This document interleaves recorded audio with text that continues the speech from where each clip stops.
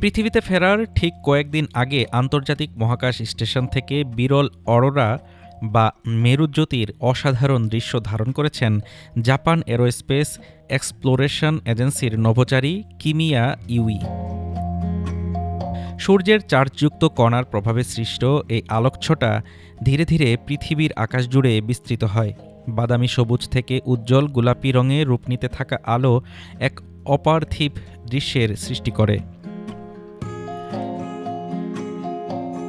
নিজের অভিজ্ঞতা জানিয়ে কিমিয়া ইউই বলেন, এই দৃশ্য ধারণ করতে পারায় তিনি আনন্দিত ছিলেন। তবে এর চেয়েও বেশি আনন্দ পেয়েছেন এই ভেবে যে মানুষ এটি দেখে খুব খুশি হবে।